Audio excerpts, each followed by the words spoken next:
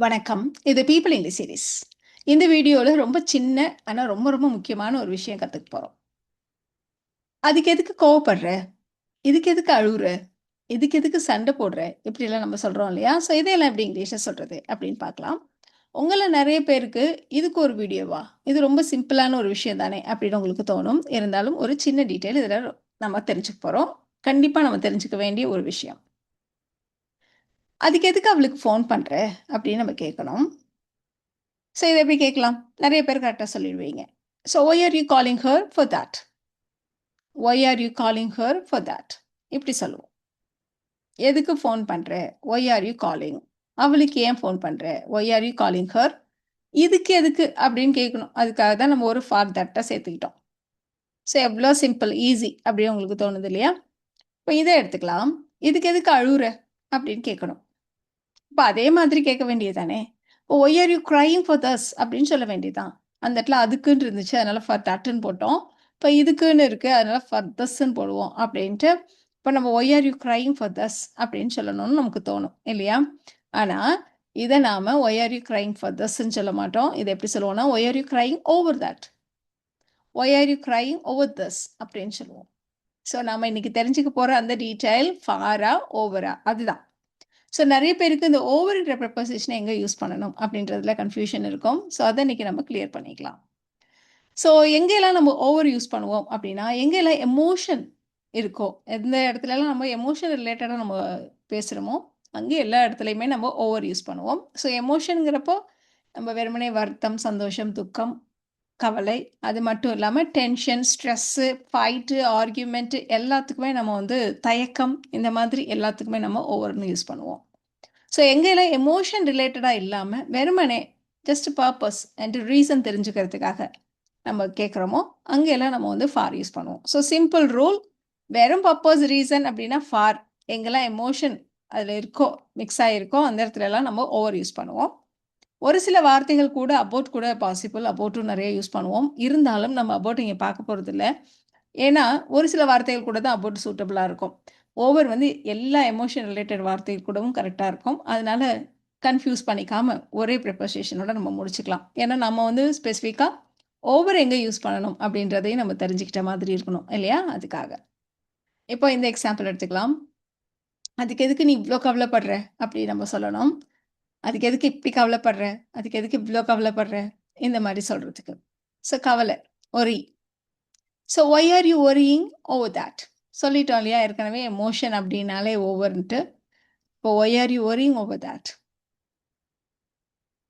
இந்த சின்ன விஷயத்துக்கு ஏன் தயங்குற? அப்படின்னு நம்ம சொல்லணும்.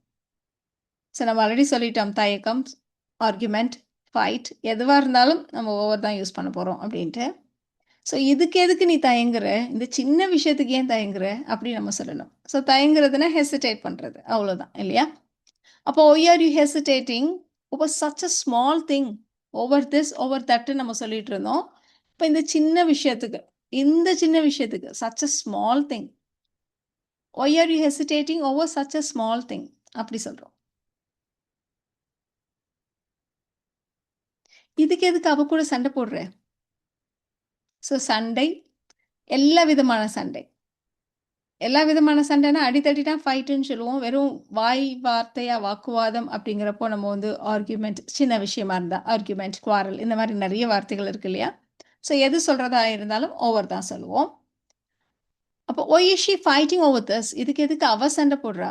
இதுக்கு எதுக்கு அவ சண்டை போடுறா? அப்படி கேட்கறதுக்கு. ஸோ அவள்னு வச்சு சொல்றதுனால நம்ம why is she fighting over this? இதுக்கு எதுக்கு தேங்க்ஸ் சொல்ற? அப்படின்னு சொல்லணும். ஸோ இந்த இடத்துல தேங்க்ஸ் சொல்றது இந்த மாதிரி சின்ன விஷயத்துக்குலாம் நம்ம எமோஷன் அப்படி சொல்ல மாட்டோம். ஸோ இதுக்கு நம்ம ஃபார் தான். அப்போ why are you thanking me for this? அவ்வளோதான். இப்போ இது கூட பாருங்க. அதுக்கு எதுக்கு நீ வெயிட் பண்ற? அதுக்கு எதுக்காக நீ வெயிட் பண்ணிட்டு இருக்க? எப்படி கேட்கணும். ஸோ இந்த இடத்துல எமோஷன்லாம் ஒண்ணும் இல்ல. ஜஸ்ட் ரீசன் தான் கேட்குறோம். அப்போ why are you waiting for that? Why are you waiting for that? இந்த மாதிரி ரீசன், எமோஷன் இல்லாத இடங்கள்ல நம்ம ரொம்ப சிம்பிளா why wait for that? Why run for that? அந்த மாதிரி கூட நம்ம கேட்போம்.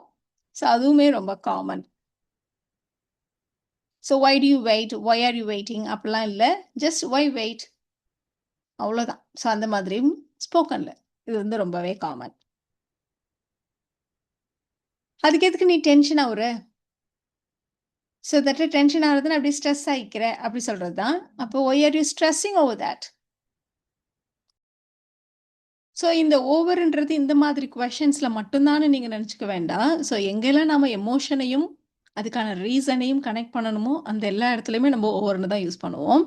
இப்போ இது கூட பாருங்களேன், அதுக்காக தூக்கத்துக்கு எடுத்துக்காத அப்படின்னு சொல்லணும். ஸோ அந்த விஷயத்துக்காக அந்த ரீசனுக்காக தூக்கத்துக்கு எடுத்துக்காத, இதான் அர்த்தம் இல்லையா? அப்போ don't loose sleep over it, over that எப்படி வேணாலும் சொல்லலாம். So don't loose sleep over that, over it எப்படி வேணால் சொல்லலாம். இப்போ இதே மாதிரி இன்னொரு ஸ்டேட்மெண்ட் கூட சொல்லலாம், சாப்பாட்டுக்காக சண்டை போடாத. ஸோ சண்டை அப்படின்னு நம்ம ஏற்கனவே சொல்லிட்டோம். என்ன ரீசன் கனெக்ட் பண்ணுற இடங்கள் எல்லாம் ஓவர் அப்படின்னு சொன்னோம் இல்லையா? அப்போ don't fight over food, don't fight over food. இதுக்கு எதுக்கு நீ வெக்கப்படுற அப்படின்னு நம்ம சொல்லணும். ஸோ இந்த இடத்துல வெக்கப்படுறது அப்படின்னா நம்ம சொல்றது வந்து எம்பாரசிங்காக ஃபீல் பண்ணுறது. ஸோ அதை சொல்கிறோம். அப்போ why are you embarrassed over this, why are you embarrassed over this. இப்போ இந்த 2 சென்டென்சஸை நீங்கள் ட்ரை பண்ணி பாருங்க. அதுக்கு எதுக்கு நீ கோவப்படுற, அதுக்கு எதுக்கு நீ பணம் கொடுக்குற, இது ரெண்டு தான் நீங்கள் சொல்லணும். ஸோ ட்ரை பண்ணி பாருங்க, உங்களுக்கான ஆன்சர்ஸை அடுத்த ஸ்லைட்லேயே செக் பண்ணிக்கலாம்.